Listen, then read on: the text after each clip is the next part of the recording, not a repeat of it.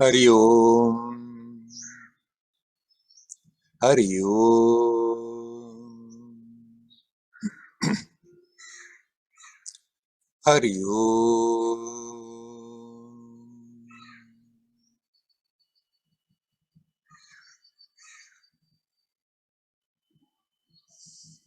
Hello, my friends.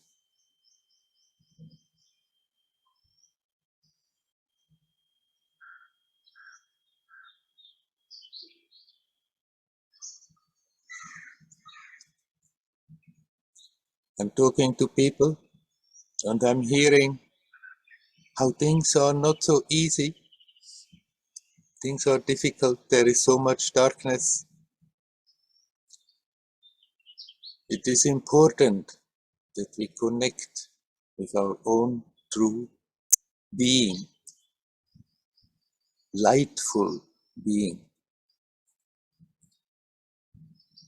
There is darkness and there is light, the two opposites, and you are even beyond that, and I call it pure light.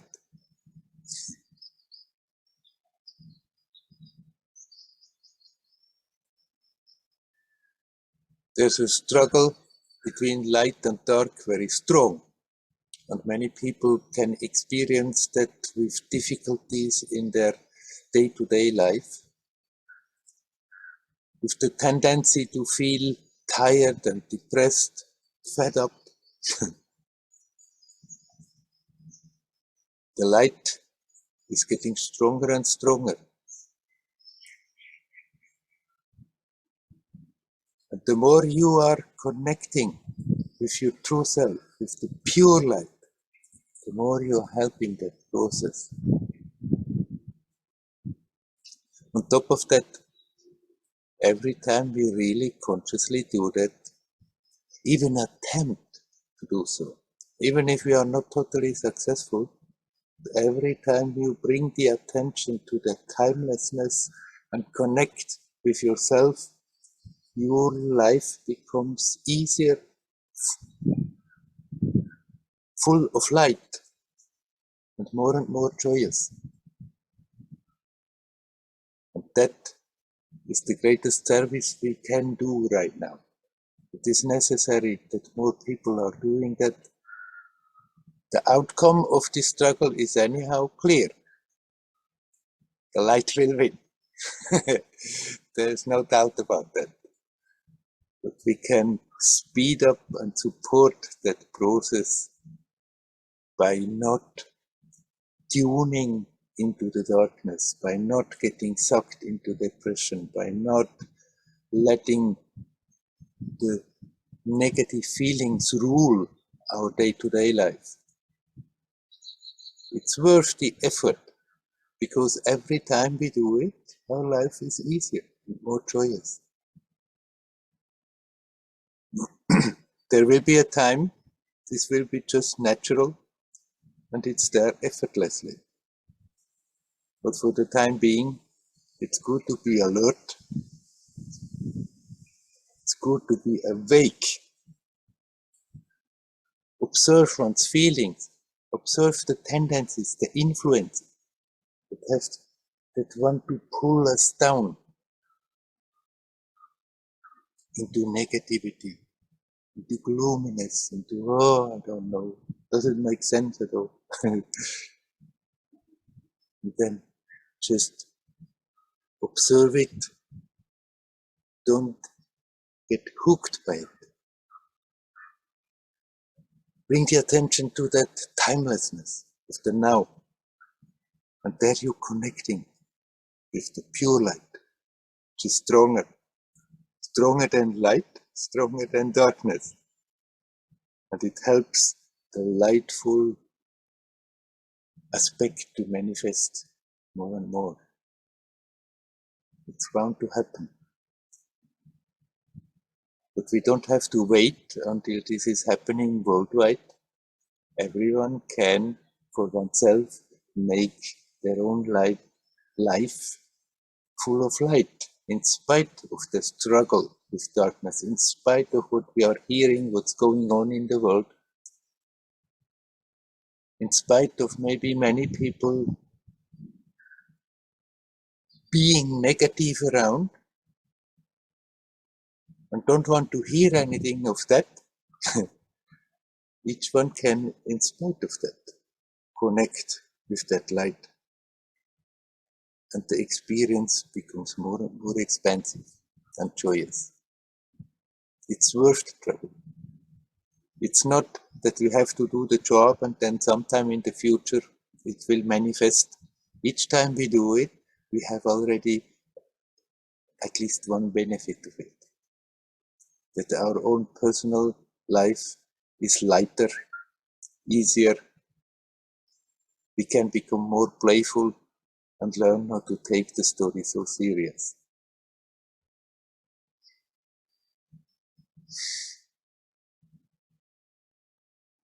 All right, I stop already talking for today, just like this, and ask, is there anyone who would like to talk, who is ready to talk right now? You're welcome to come in. Hi, Werner. Good Hello, afternoon. Woody. Yeah, it seemed that you read my mind when you start the things, but I want to be more pinpoint to this issue. Uh-huh. We are surrounded by violence, and when it's somewhere around us, it's one thing. When it's come closer, let's say to my own country, it's another thing. Yes. And when you experience it on one of your beloved people, yeah, it's totally different. Yes. And the only feeling that it creates inside of me, it's aggression. Yeah. And I must admit, I cannot move it. I do not succeed to look on that and hope that it will be dissolved. Not the problem or the source of this violence, but the feeling that it's creating inside of myself of aggression, which is very, very far away from me. Yeah. And as if I'm shamed on that, but this is a strong feeling that it's existing inside of me in the last 2 days. And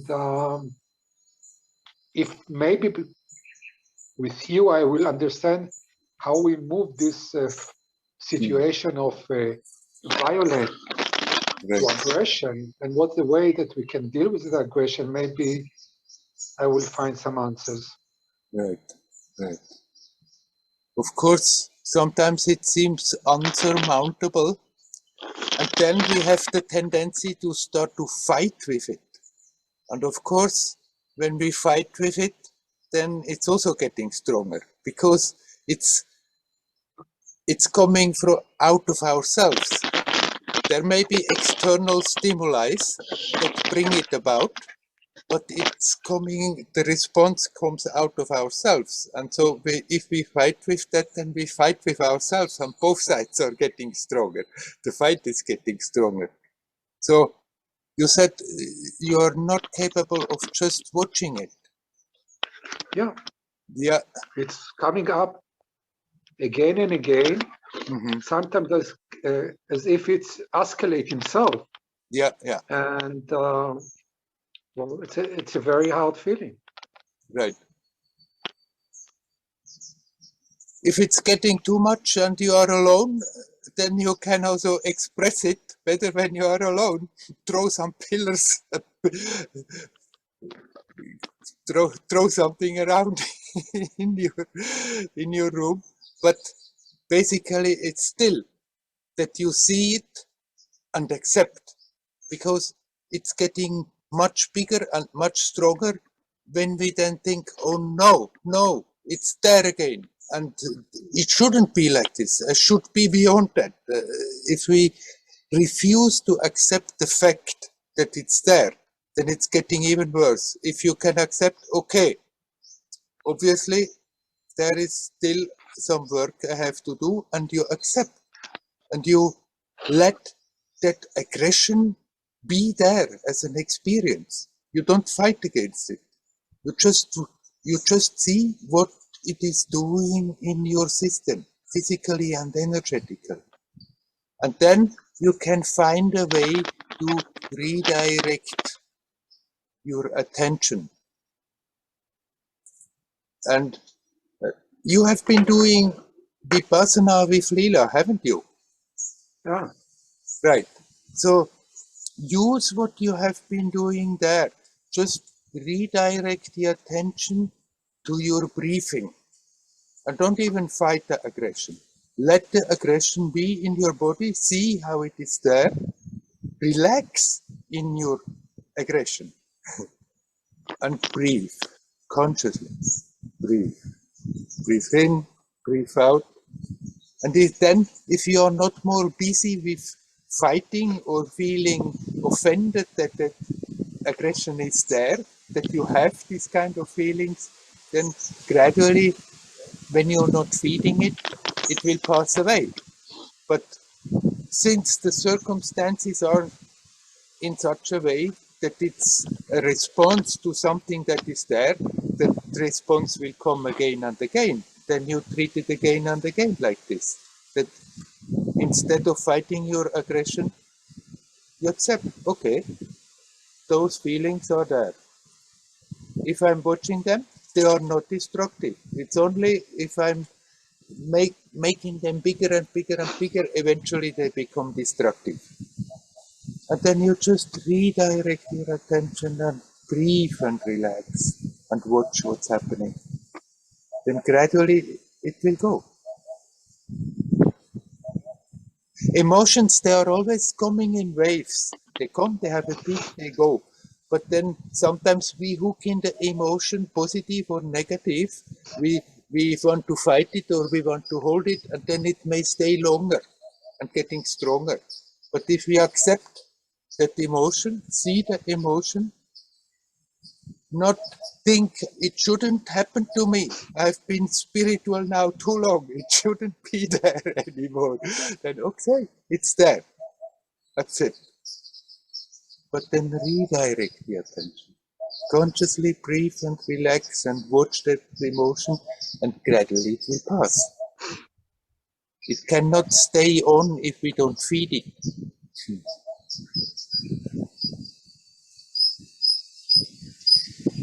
Well, unfortunately, in my home place, for many, it's like a decade that at least myself, I experienced many times personal physical threats. And fortunately, I had the ability, I don't know, that I could leave them behind me without that they will return back. Something that doesn't happen to each one of us. Yeah. But I experienced this time something that is coming closer to my child or something like that.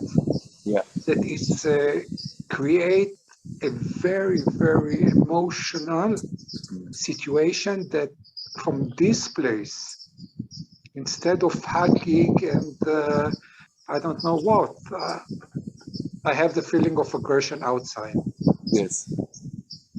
Of course, if it's coming to somebody beloved, then it's even more difficult to accept. And externally, you can also take steps to avert the danger if possible, avert the aggression or what destructiveness that may be there if possible. But in yourself, the job is the same, for it's your response to the situation you have to work with. And even if it's more difficult than about your own situation, when you see the same thing to somebody beloved, like your child or your grandchild or anybody that is very dear to you, then we have the tendency to completely forget working with our own inner response and feel it's our duty to be totally focused on the external situation and freely emotionally react. There, as long as we don't remember, nothing can be done. But when you remember and say, hey, look what I'm doing again, how I'm just feeding and building up something destructive in myself. And there, first, look at yourself. Deal with yourself, with your own inner reaction, but then you still can take steps if you feel it's really necessary that I'm doing something outside.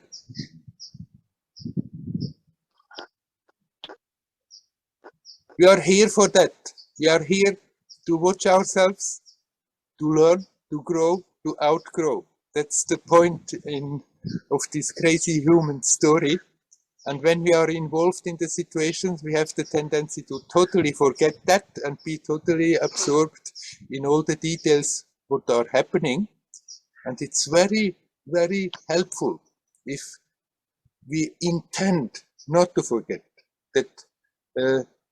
Also in the situation, I remember, hey, my first and foremost job is have a good, honest look at myself, see what's going on, and learn to deal with that. And then actually we become also much more efficient in dealing with the outside situation. That doesn't mean after that you are going to be successful all the time. Sometimes it works, sometimes not. But the tendency is that we are more effective if we are not full of inner tension, that we are not fighting with ourselves all the time.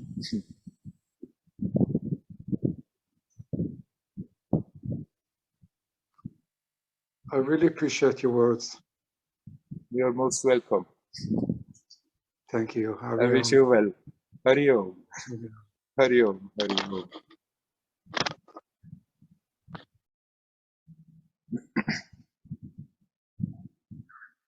Is there anybody else who would like to come in?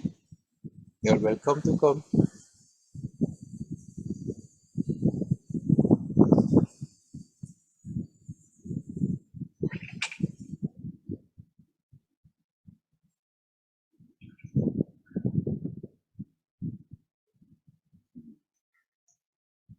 That one aspect Woody has just mentioned, it's important. Okay, come in, dial. I can talk about that soon later. Please come in, dial.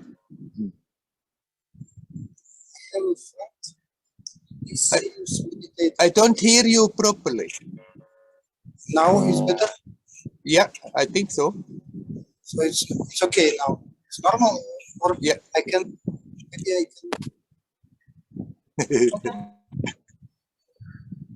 Werner, now can you hear me now?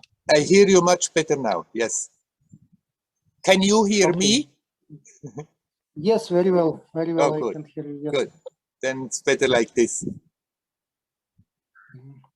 I have a friend. He is serious Vipassana meditator. Yeah. He did long courses, 20 days, 30 days. But now he started interesting with Tibetan Buddhism. Yes. And he told me there's a way just only in one life to get enlightenment. Yeah. And he seriously believed that it's just possible guarantee in 1 year, in one life to get enlightenment. So it's popular in Tibetan Buddhism. They talk that other type of Buddhism, it's for many lives, but we know the way for only one life. So I don't know how to talk to him, because I know he's serious meditator. He's working on himself more than me, but I cannot take it serious that someone believe it just one life. It's somebody can guarantee whatever way they offering. What do you think about it? Well, if he is convinced that this is now his approach, that first he did Vipassana, but now he was doing his Tibetan practice, and this helps him more, then by all means, let him do so. Don't try to dissuade him. And his confidence that this brings him enlightenment is a great encouragement for him to do so. The whole thing is relative. We don't need any time at all. We may need tremendously long time. the self is always enlightened. It's not that we have to enlighten the self. It's that personality we think we are unenlightened, so we have to get enlightened. We just have to somehow learn not to take that personality so serious and learn to detach from it and then become aware, oh, I'm not this person. And you are already fine. Then the experience of it will expand, and then even the concept of enlightenment doesn't really mean anything anymore. So you need not in any way think, oh, because he is doing that not on one side he's wrong to change his path. If he feels that's what he has to do and is convinced and it helps him to have that belief, then it's fine, let him go. But you don't have to start to doubt in your mind, maybe he's right, maybe I also should go and do that.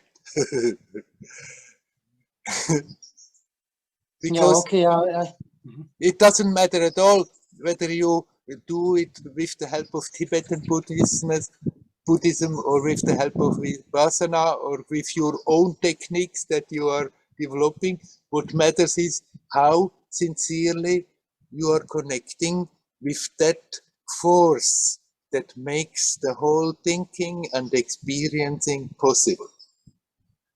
And this you can do with the help of any tradition or without the tradition. And if he feels that he's being helped more now by having changed the tradition, there's nothing wrong. It certainly wouldn't help if tomorrow we would change again into another thing and then he would change again. But if he felt that Vipassana has brought him up so far and now the Tibetan Buddhism is for him the path to continue, then respect his belief. Don't try to tell him it's nonsense. If he believes so, then that helps him.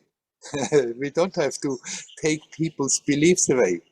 Only if we see that their beliefs are destructive, then we can maybe try to point out that those beliefs are not good. But in this case, his belief is giving him inspiration and confidence.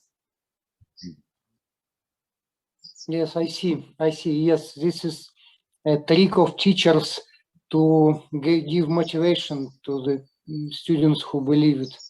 Right. Okay. Right. Another thing he told me, he thinks the diet for meditation is very important. If we eating a lot of sugar and in any way product who have the sugar, carbonates, so it's not good and meditation will not be very deep. And now he, how to in English, change diet. He eat very little carbonates, very little sugar, and a lot of fat. Fruit? No, fat. Fat. Fat means... fat. Yeah. Fat, right. Yeah, it's so it's different. The digestion system become different, and it's helpful for meditation.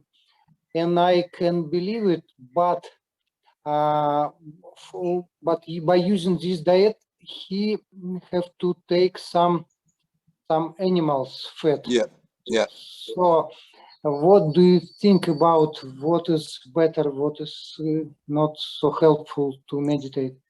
I think that the best is that you... I just had to put the current on because my battery was getting weak.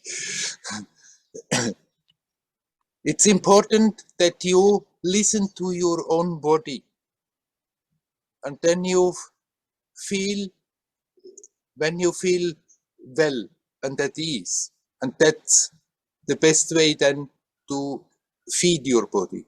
You cannot, everybody has I mean, if you listen to all the theories, they keep on contradicting themselves all the time about the diet. Also, what is good for meditation, what is good for health. And it's best that we learn to listen to our body. And if we have a certain way of eating and we feel it's somehow, I'm always feeling heavy and somehow it's always a fight for the body to deal with that food, then you can experiment to change it that the body feels better. And then that is also helpful for your meditation. And it's not the same for everybody. So don't get confused when they said because you are a staunch vegetarian, that if they say to you should now take animal fat, don't get confused that maybe I'm missing my enlightenment if I'm not eating animal fat. Feed your body that it feels well, and then don't make too much of fuss about it. People on the spiritual path, they have the tendency to take the diet thing much too important. Of course, it has a certain importance, but it's a help. It's not the main thing. And really, the bodies are different. You cannot give out guidelines and then it's true for everybody. And what helps one body may be heavy for another body and not good. And like that. So instead of listening to theories, listen to your body and then you know what is good for your meditation. Okay, thank you, Werner. Thank you. You are welcome. Hariyo. Hariyo.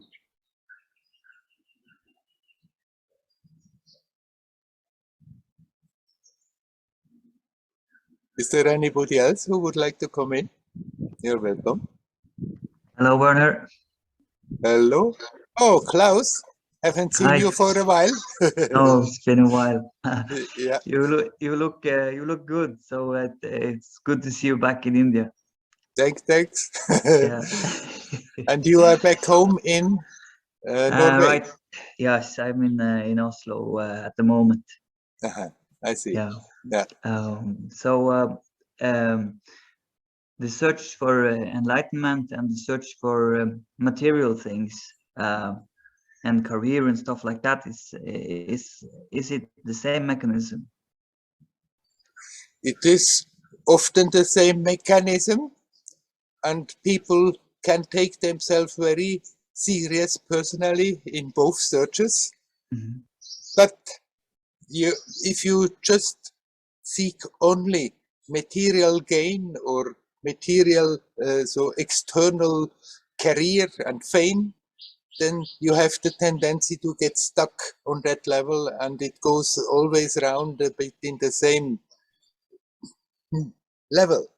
Yeah. Whereas even if you go for spirituality with the same selfish me, taking oneself serious attitude, then you have more of a chance that eventually you start to see, hey, I'm still doing the same thing, keeping my consciousness in that little bubble of me, taking myself very serious and simply calling myself spiritual, but somehow doing your spiritual practices gives you still more of a chance of seeing through it. And then you can take steps and go for your spiritual search in another way, not in the same way like running after external fame or material gain, but simply out of that natural pull that I want to be happy. I want to be in harmony. I want to be natural.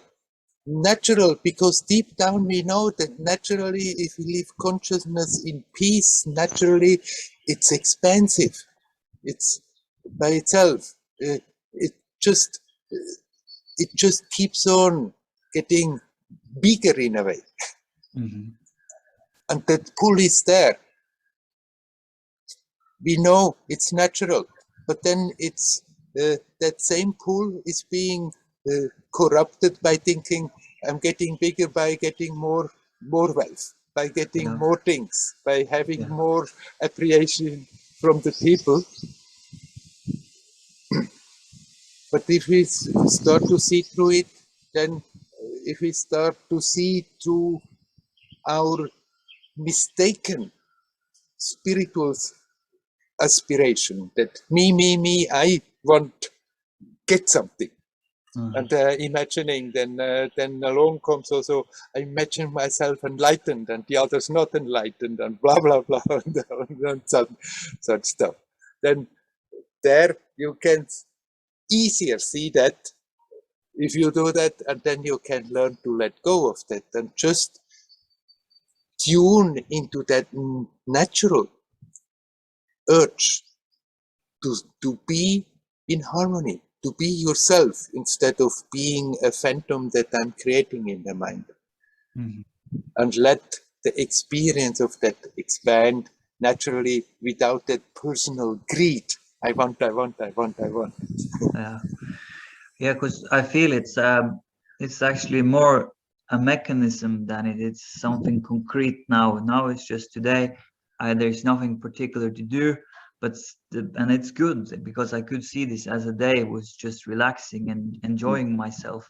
But then this feeling that I have to be efficient or I have to like do something, and it's just coming up, and I cannot say what particularly I should do, but it's just a feeling that I have to do something. So I don't know where it comes from, and I don't know what it's searching for, but it just feels like that mechanism is there. So it's like, what is this mechanism, and how can I like release this? Because it's just taking away the clarity of the day and the peace of the day and the actual place where I actually want to be. Right. It's that mechanism is a conditioning from the upbringing. We Yeah. grew up in a society where it's very strongly emphasized that if you want to be a useful member of the human society, you have to do Yeah. all the time. Yeah. And just to be is totally underappreciated. Yeah. It's like it's something wrong that you should avoid because you are not doing the right thing for a society. Yes, you are becoming useless. Yeah. Yeah. So when these kind of doubts come and you feel that urge, then I mean, if you come then to the conclusion, okay, I'm doing something and you are fine with it, then do something. Nothing wrong. Yeah. But No. if you feel that it's just some nagging feeling that wants to Yeah. disturb my peace, then deal with it as a feeling. See, you accept, okay, there comes that bothering, I should. And then let it come. Let the thoughts come, the feelings come, and experience what it is doing to you. To your experience right now. And not more wonder where does it come from? Is it right? Is it wrong? But just see what it is doing and then redirect the attention. Bring it back to being consciously here now and relax. Help with the breath. Breathe in, breathe out, center, relax. Yeah. And then gradually that feeling will go and you will understand, no, it's not that there is really something that I urgently have to do. Sometimes we may have to do things, then fine, then we do that. Yeah. But Yeah. obviously that was not the case in this situation. And then No. it's just out of the conditioning, but still I should do something. Yeah. Do something useful, Yeah. something constructive. But Valuable. the society that has helped us to build up this conditioning doesn't value at all to just be, and the real beneficial effect it has for yourself and for your surroundings. Yeah. But of course, it's not something that you after that can measure how much you did. No, no. I did it now. Today I did that much. Yesterday I did that much. That doesn't go. But you can certainly, on the mental level, convince yourself it's the most useful thing you can do, to be consciously conscious here now. And Yeah. if you don't need to do anything else, you don't need to do anything else. And if the mind comes and says, but maybe you should, or you should, then you see it, okay, I see you, yeah, that old nagging stuff, that old idea that I should. You let it come, you observe what it is doing your experience, you don't buy into it. Just let it come, do its job and go. Yeah, yeah.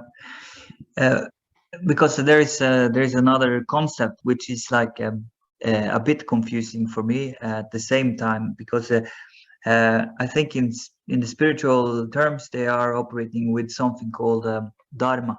Yeah. Yeah. So that becomes a bit confusional, because then you're like, is there really something I should do? And then it's like setting off into that direction. So it's the distinction between the me and the dharma, because maybe I have talents, maybe I have things that I can like help the world with. So instead of just being passive and apathic and just trying to get life by, then what if there is another way, like a creative expression that should come out? You just remind yourself, you remember your highest dharma is to be consciously conscious. Yeah. To be yourself naturally, and not some kind of image that should fit in a worldly or in a spiritual society. Yeah, exactly. So, and that's not, that picture can't be found. It's just always here. It's just always creating. Like, so it's not the picture. It's that which makes the picture possible. Yeah, yeah, it's that exactly. When you just stop a moment, that feeling of being alive, of being conscious, that most familiar feeling, which we can never really pinpoint and not express, it's like this and like that, and we cannot say I don't know it, because it's always there. It's the first. Without that, nothing is. Yeah. That is the source. And all the ideas we then after that put on top of it, that they are momentary pictures. And then we want to fit them into the picture of the society, in the picture of a spiritual group, in the picture of something. But first, foremost, be loyal to what you really are. That which makes the experience possible. Yeah. And when you are loyal to that, then it's just no one to be loyal to, because you're not experiencing yourself as a me in that moment, or yeah, because I've had like periods where it's just I can sense that there is like character here and there's things going on, but it's also feeling that lightness of nothing, and that lightness of just everything is as it should be, you know. It's nothing to fight with. So it just feels like a contradiction sometimes, that there is this piece, but on the surface there is like a character, and there's someone who wants to find a purpose. And recently, somebody who is also sometimes has been working as a healer and right now not doing so, and then they have gone back to the West and wonder, should I do that? I have certain talent, like you mentioned, I have certain talents, but somehow I feel that's not what I have to do. And that created a conflict in the mind, that in a way, I'm being given certain talents, and then if I'm not doing, I'm doing not my dharma in a way. I'm doing not the job what I should do in the cosmic tapestry. But you can follow what you feel is right. You don't have to follow what you think is right. Yeah. You can let those thoughts come, observe them, and if you feel, yes, that is a good theory, but I feel now honestly like this, and then you follow that. Yeah. What I said to that person when they said, but what can I do? Don't you? She asked me, don't you feel bad when you don't do give satsangs? I said, no, absolutely not.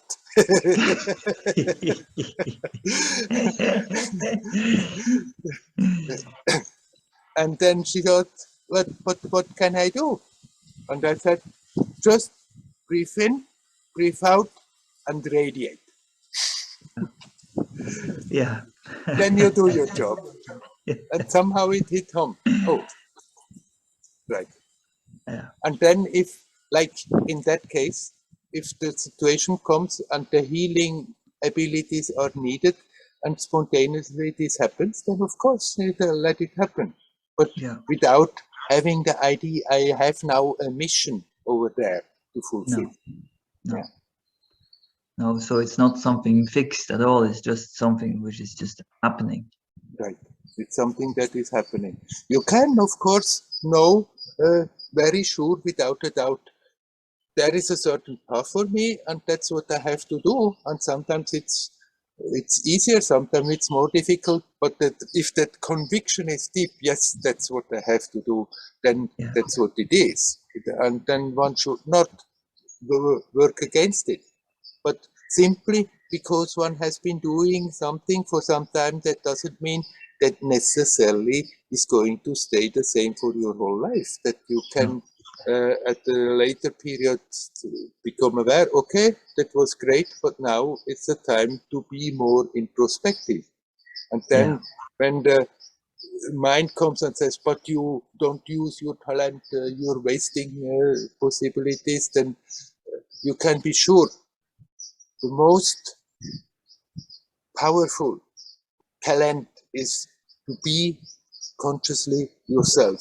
In that way, you really contribute more than what you could do with any external activities. You can do external activities in spite of that, but this is the more important thing. Yeah. Yeah, it makes a lot of sense just to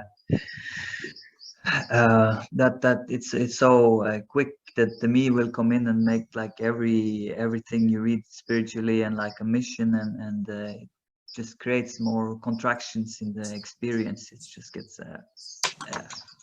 yeah, it's like fighting when, and I feel like it's not necessary to fight, but I feel like the upbringing conditioning of being effective and have you're here like to do something useful, and then it's still there as a conditioning. But I think the good thing now is I see it as a conditioning, and I'm aware that it's just popping up. It's artificially constructed when we grew up. Yeah. So breathe in, breathe out, radiate. Yeah.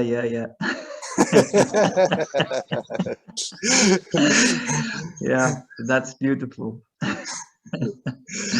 Just somebody else wrote also. They were very happy to hear that. That's good. That's Sabine. good. I'm happy that it came at the right time. All right. Okay, thank you. Wish you well. Hari Om. Hari Om. Hari Om.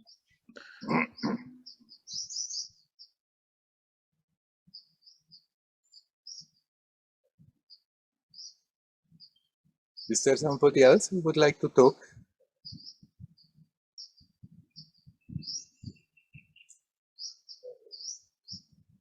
So I come back to one point Udi has mentioned. Basically, he said, yeah, he learned a bit to deal when it was concerning himself easier, but then when it concerns somebody who is close, it's getting more difficult to deal with disharmonious, aggressive situations. And this, of course, is generally so. It's somewhat easier than somehow to think, okay, I can deal with a certain situation when it concerns my person, but when it's for others, then that idea of my duty to do something about it, and the feeling also of I want to protect, makes it very easy to forget that still, in spite of the situation, the foremost job is that we work on ourselves. Even if we see in a family, in a group, in a country, that we see in the whole world, that we see so many things that go wrong, that feeling comes up, but I should do something about it. And some are in a position to do something about it, and sometimes I'm in a position in the little circle to do something about it, and then by all means, do it. But it's always important that we remember. But the most important help I can give is see what is happening in myself. See how I'm creating tensions and a war in myself. And even if after that I'm doing things, then along with the good things that I'm doing, I'm distributing also that tension. And that is not helpful. But if we are making peace in ourselves, if there is more harmony in our own self, then this is radiating and has an effect and brings something constructive, positive into the situation. This is the first and foremost thing. And then externally, we still can do whatever we feel needs to be done. If we can do it, many situations we can see they are wrong, and it's clear I cannot really do anything about it. It's not my job to go there and jump into the midst of that. In other situations, we may see, okay, I feel pulled there, I will jump in the middle of it. But the more important help we are giving is that we learn to deal with our reactions to the situation. And if we can harmonize those, if we can create a harmony in our own experience, then our very existence is already helpful. And then our actions become also more efficient, because when we do something, when we protect somebody, when we influence a situation, we do that with a different energy. Then we don't bring immediately our own tensions in it that are invariably, again, having somewhere on some level negative reactions. So it's more difficult when we see it outside and we feel connected and responsible. It's more easy to forget that still the most important job is what we are doing in our own experience. If we find peace and harmony here, then that main job is done, and that we can then bring into all the situations, and our actions will be much more creative and helpful than if we do the same external actions but bring in a lot of personal tension in the situation. It has also to do with what Klaus just told. Then the conditioning from the society, from the upbringing, is that but we have to do things in order to be useful. But this society has forgotten how much positive energy we can bring into this world, into a certain situation, into the surroundings, by learning to be at peace, in harmony. That this actually is the higher dharma than all the external dharmas, all the external duties.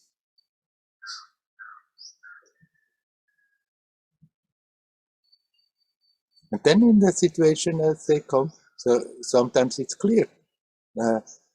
That's we need not even think too much, that we have to jump in the middle of it and do whatever we have to do, can do. But often, if we are really listening to our inner self, it's also clear, okay, it's a disharmonious situation, it's not a nice situation, but it doesn't ask that I personally, with this appearance, jump there in the middle and do something, but I still can do something about it by connecting, seeing the disharmony, seeing the aggression, seeing the destructiveness often. And in spite of seeing that, learn to remain harmonious and at peace with oneself. That is the greatest help we can give. The greatest help for ourselves and for everybody else.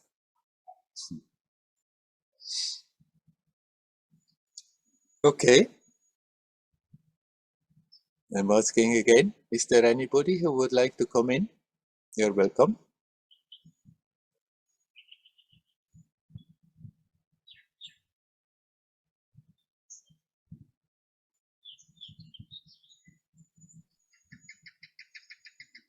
Hello. Hello. Oh, hello, Hi. Leora.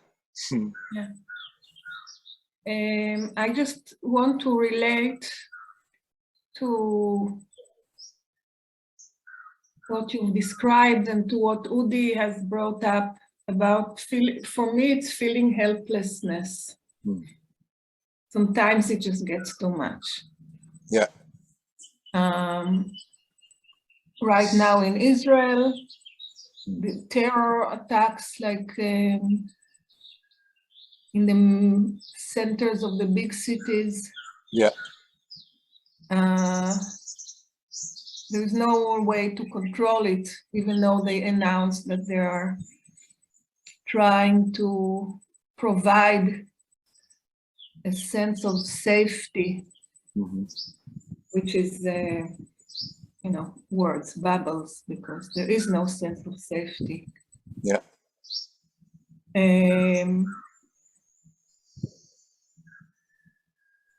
So I just want to say that for me,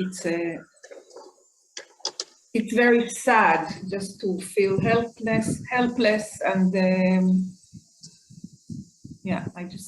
there's nothing I can do really.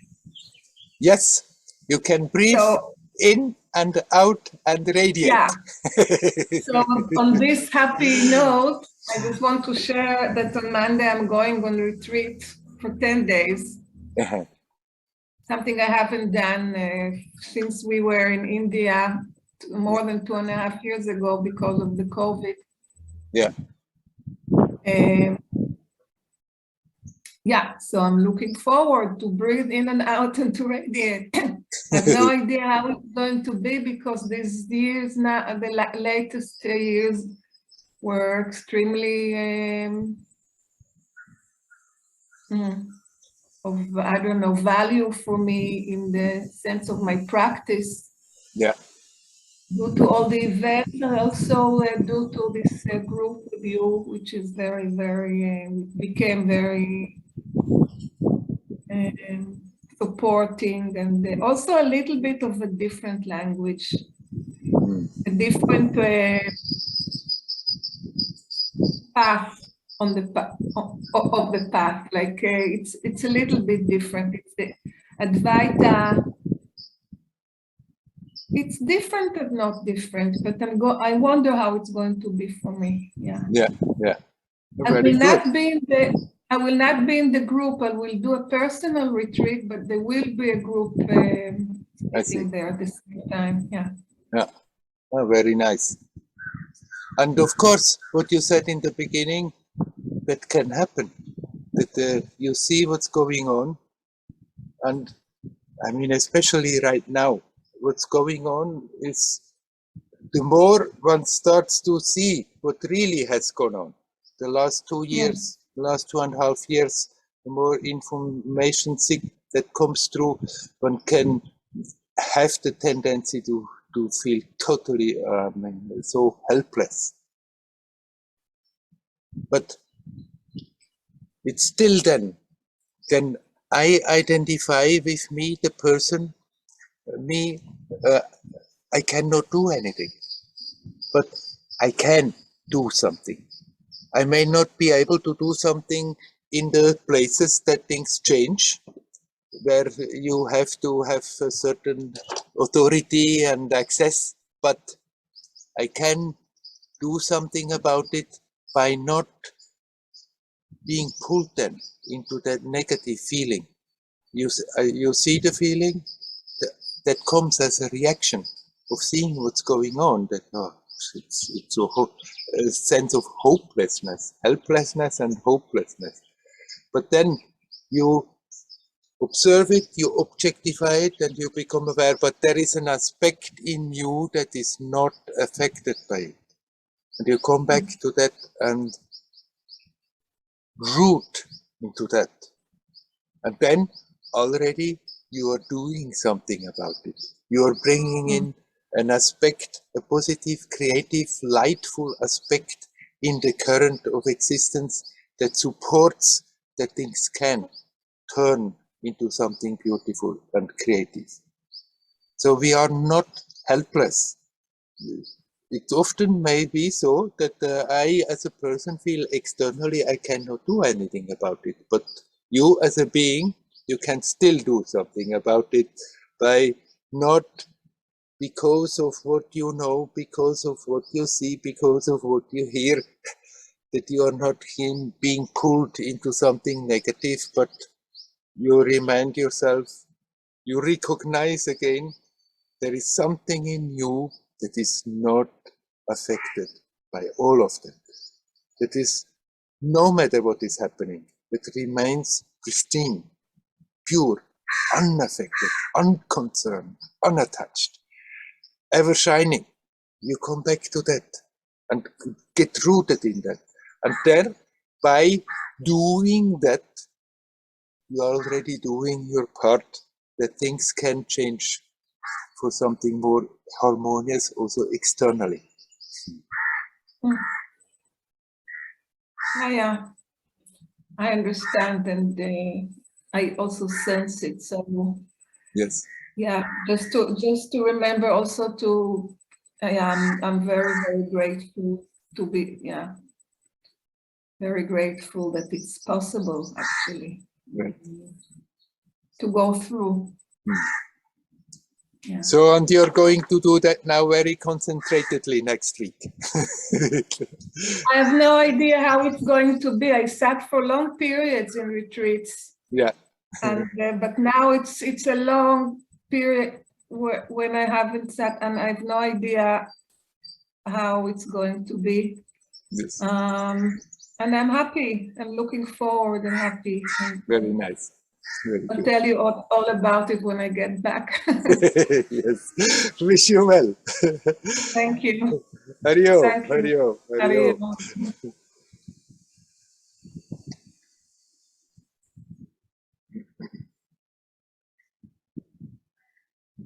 Is there anybody else who would like to come and sit?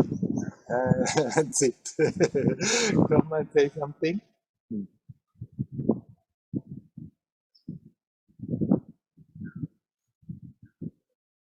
So, the wind has changed. I try to turn a bit that the microphone is less exposed.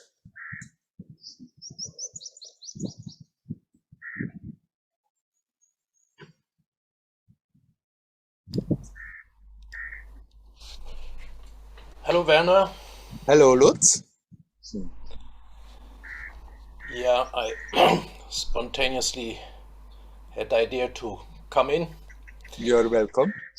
I once had a spiritual experience induced by Amma, in which I kind of disintegrated in which I was very devastated, and I kind of broke together, and somehow I felt as if my personality, normal personality identification could not hold it together anymore. Yeah. And something like a huge hammer or kind of energy came and just I broke apart. Yeah. And to my it was not pleasant. I mean, it was traumatic actually. Yeah. But in another way, the total surprise came that when I broke apart, I was more happy than ever. I was free. I was free of myself. For a moment, I tasted somehow to be, and at the same time not to be, the little Lutz with everything, and somehow this explosion, this disintegration had removed something which separated me from some greater me or some more freer me. It was a very deep experience. It's now almost 2 years ago when it happened, but I'm still kind of digesting it, or still kind of pondering about it. But what is now my problem, or not a problem, but I feel what is now my task. How can I do that myself? I mean, I do a little meditation practice, and I become quiet, and it feels good. And often I go into nature, and also there I kind of loosen up and open to some deeper levels of myself. But everything is far. I mean, my own efforts, things done by my own effort, are just very far from the result of this kind of induced destruction. I would call it momentarily induced destruction. Yeah. It's totally it's a different level, and Yeah. I was in a way it's frustrating.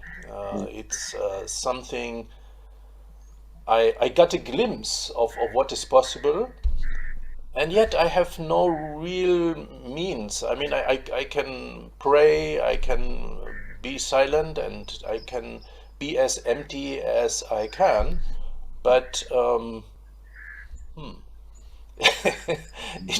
it will not suddenly make bang, and this kind of freedom, this kind of different dimension will not reveal itself. It seems remote, and at the same time, it's, as you say, it's almost and it makes perfect sense. It's almost every time there, right now, right this moment where I'm taking. It's also there, but I cannot. I'm myself blocking it. It is. Yeah.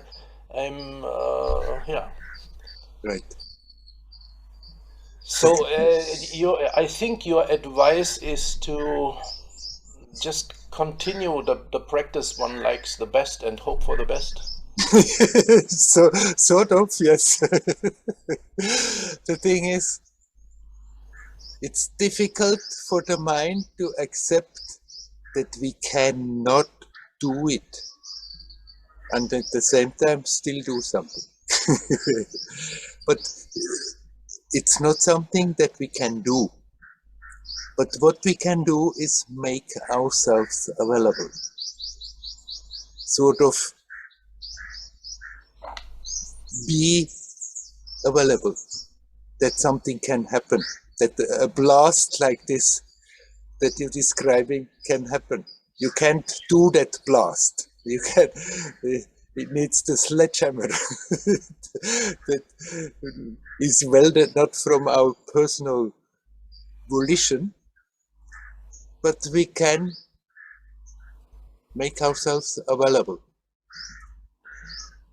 And basically, making ourselves available is what you jokingly said at the end, you continue with your whatever you are doing, but try to continue not with the idea that by doing so I'm bringing that about, but just as a conscious help to that whatever you are practicing as a conscious help, as a crutch for the mind to help you to connect easier with that sense of being now.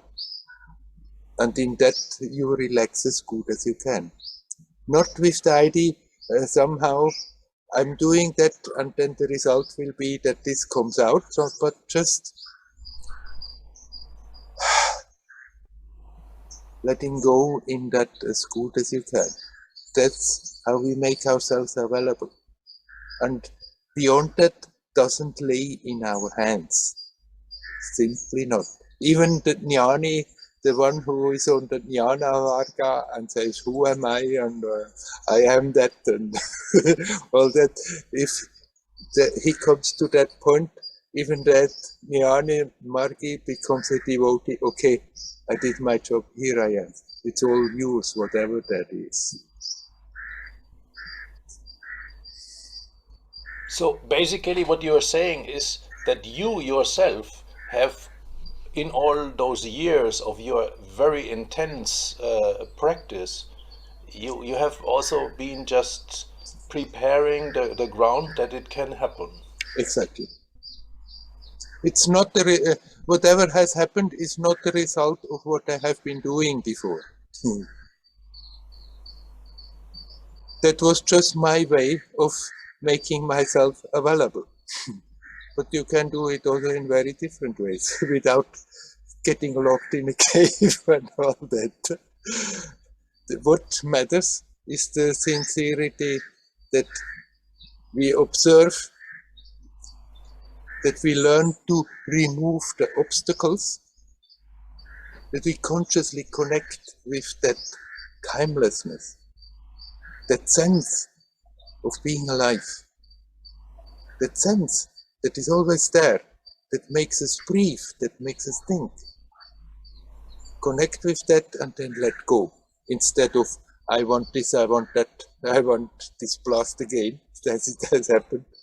I want a cosmic experience, I want, but just connect and let go, and then eventually things start to happen.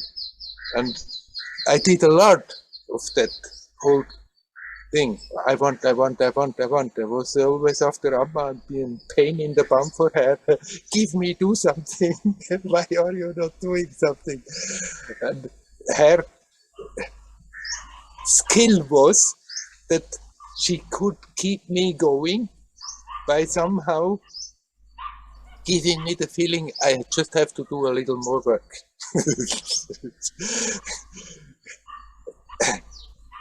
But in doing that work, I couldn't help somehow. I had to face my own demons that I was carrying around and learn to let them go. So the work was actually to remove the obstacles.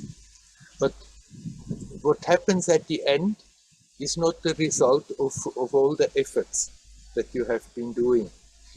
You can say the result of the efforts is that you clean your slate, that you're cleaning out your plate, and then there is a greater chance when something happens that it sticks, that you don't have to go back and clean again. But what real valuable shift that is happening, you cannot say it's the result of the sadhana that you have been doing before. The sadhana is more like preparing yourself.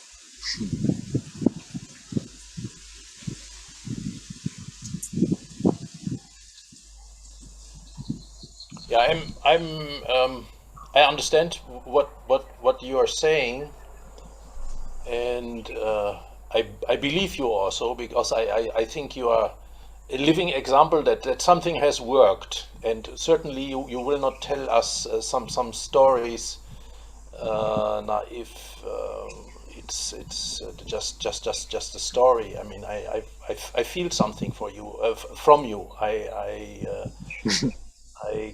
can't believe what you're saying. Yet there's also something in me which has experienced some kind of, not a great liberation, but a kind of an energy surge, an energy upsurge, and a kind of going beyond personality to some extent after strong practice, after strong prayer, after strong concentration. When I was young and I was with Amma, I was kind of mad, wanting something to happen, and I concentrated a lot, and I also prayed, and somehow I think it was also not my effort which made it happen, but kind of her blessing on my effort which actually made it happen.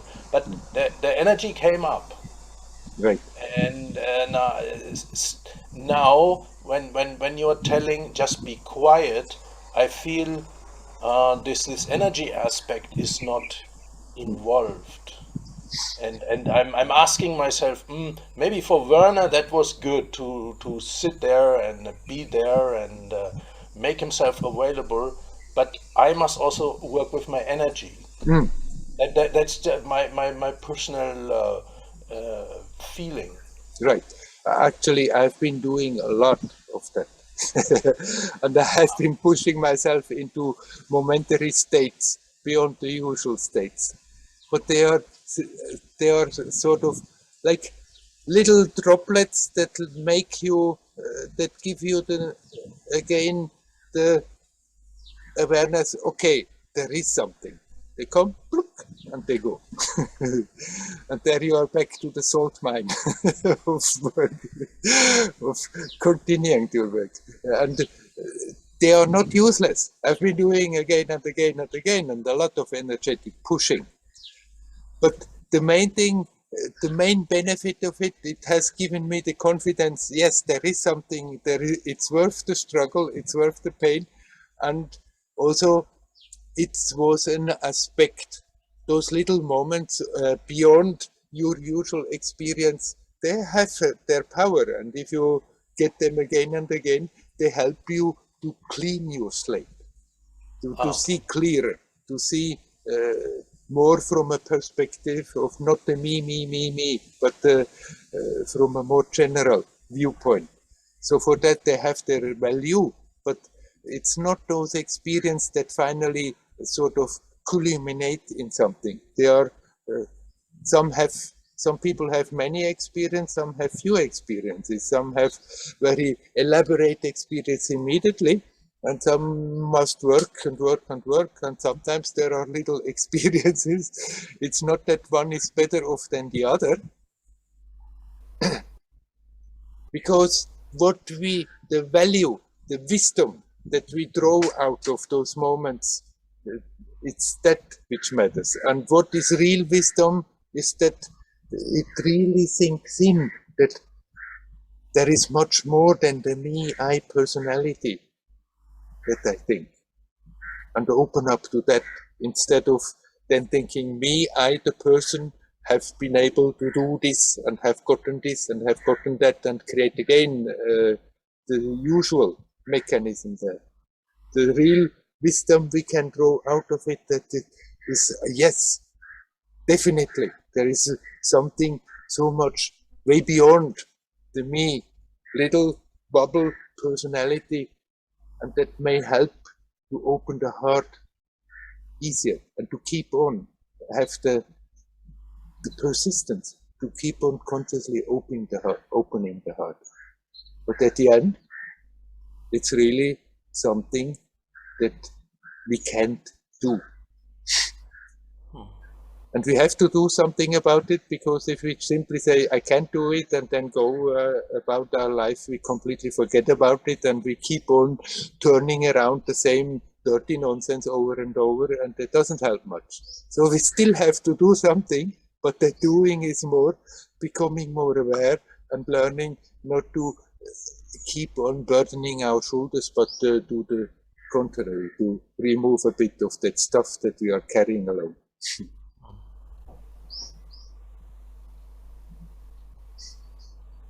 That's the secret of the sadhana, that sadhana doesn't really bring enlightenment. It's not the result of an action, but still we can make ourselves available and invite it. That invitation is being renewed again and again with our sincerity to continue, to connect and to let go.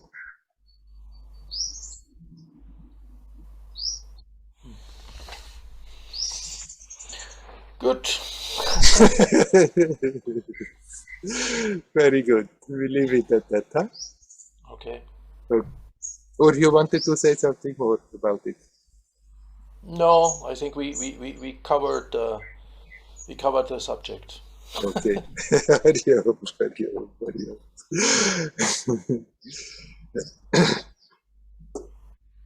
So then there is still some more time. Is there anybody else who would like to come in? You're welcome to come. Hello, Werner. Hello, Nelly. I have a question about ways of meditations. Ways of meditation. I remember about spiritual ways. Yes. Spiritual ways. I remember that you said that there are 3 ways: way of meditation, or the way of yoga way. Yeah. Mm-hmm. And that eventually these ways connect. And lately I thought about it, and as my experience, I began with the way of meditation, with putting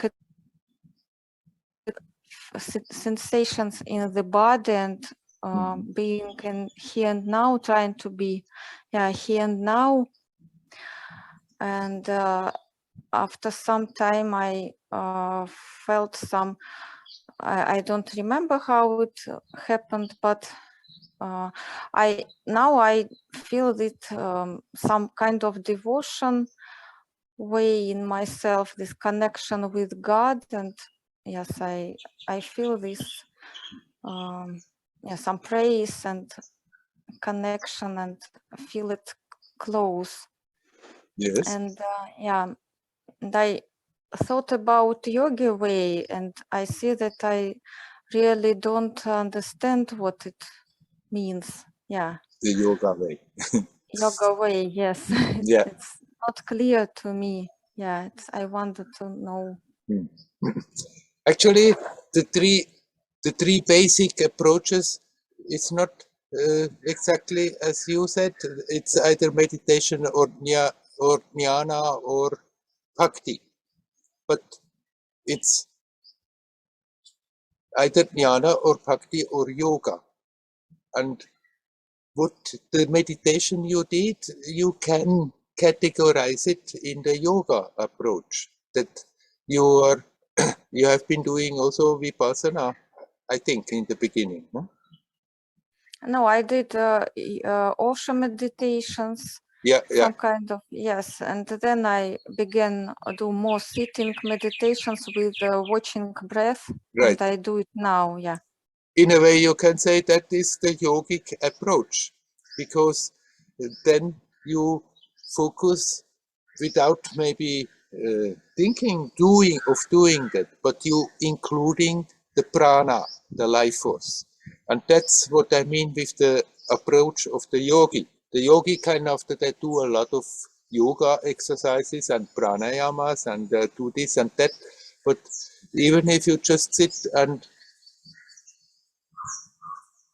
keep quiet and consciously breathe, you can already say that is the approach of the yoga, that because you are including the vital force. What makes the difference is that the jnani is focusing more on consciousness, the devotee is focusing more on love, and the yogi is focusing more on prana. The three, they are one, yet they are different aspects of that one. And so it gives a little different flavor. But whether you focus more on prana or consciousness or love, if you're really sincere about it and your experience is getting deeper, the other two aspects start to blossom all by themselves. Or you can do a combination of the paths. Actually, everybody does more or less a little bit a combination of the path, and everyone in a way is carving their own yoga, their own path on the way, because nobody does exactly the same as somebody else. So when I talked about the path approach of yoga, I didn't necessarily mean the yogis who are doing lots of yoga exercises and breathing exercises. They are on the path of yoga, but even if you, without all that, just include more the vital force, the prana, then that also means you are already touching the path of yoga, the approach, the yogic approach. The difference is not so much what you do externally, but whether you are focusing on consciousness more or prana or love. Or then you can combine them and focus on a combination of them. Now I say I have some confused with yogi and what you say, jnana or meditation way, because I thought that to be here and now means a way of meditation. I thought in my mind, but now I see you say that if I put attention on breath, this is a way of yogi. And what about vipassana? And if I put my attention on the sensation of the body, how it calls? Right, then I would also say this is a yogic approach. What creates the confusion in your mind that you oppose that to the path of meditation?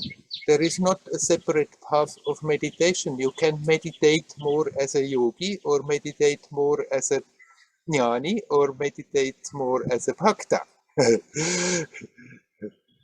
It's not either you do yoga or meditation, or you do jnana or meditation. I see. All these meditation, yes, but different ways of meditating. Yes, jnana way is not connected with the body and breath, with feelings in the sensations in the body, or this is like self-inquiry. It calls jnana. Right, that's self-inquiry is not a way of the jnana. Then there is a more traditional, older way that goes on analyzing that what I'm not this, I'm not that, I'm not the body, I'm not the mind, I'm not the intellect, and then what am I? Or then they give an answer, I am that, but it's not really an answer. But more focusing on the consciousness than focusing on the body and the body sensations. But the point is, no matter whether you do it this way or that way, it helps you to connect with the timelessness of the now. And in that sense, you were perfectly right. Meditation is to be in that timelessness now. But that whether you're sitting down or not sitting down, whether you are sitting with crossed legs and closed eyes, or whether you are walking, when you are connecting with the here now, with the timelessness of the now, you can say you are meditating. But whether you are doing that with the mood more like a jnani who is doing self-inquiry, but who am I? I am. Or whether you are doing it more like just breathing in and breathing out and relax. Or whether you are just opening your heart and feeling God's presence. It doesn't matter, you're still meditating when you connect that sense of presence, that sense that you are touching when you are asking, who am I? Or that sense that you are touching, when you are not asking or thinking, but just consciously breathe in and breathe out and relax. Or that divine sense, that sense of divine presence that the devotee touches by just opening the heart to God. Okay. I see, okay. Meditation is not a way in itself. You meditate in one way or another. You use more this aspect or that aspect, a combination of the three aspects. But meditation means that you connect with the truth, with the source of life. Now,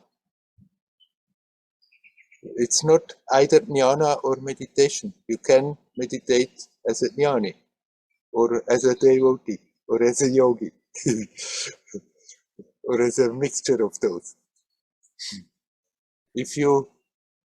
What I'm calling meditation is a conscious attempt to connect with that source, which makes all this possible.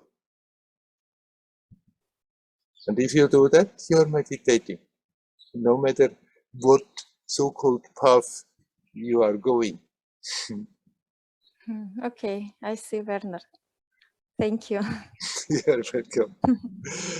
Shall we leave it at that? Huh? Hari Om. Hari Om. Hari Om. Hari Om.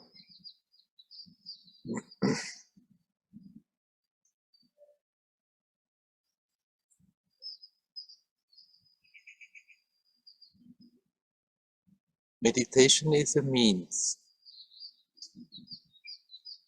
It's a means to do that what I said to Lutz, to make yourself available. Sitting quietly, doing nothing else is very helpful. I would recommend that to anyone, no matter what path they are, to do that every day sometime.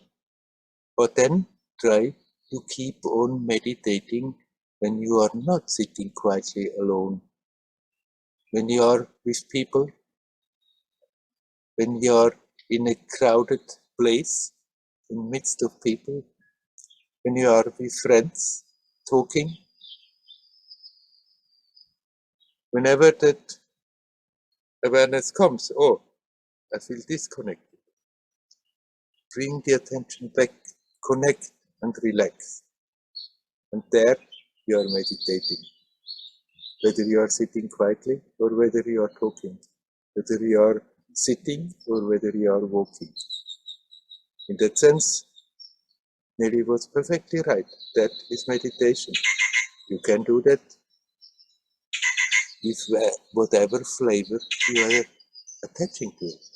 More with devotion, more with jnana, analytical observation, or more by just being aware of the force of life. But the deeper you go, automatically, even if you have an emphasis on one of the three aspects, the other two aspects automatically will be included. All right, let's stop for today. Hari Om, Hari Om, Hari Om.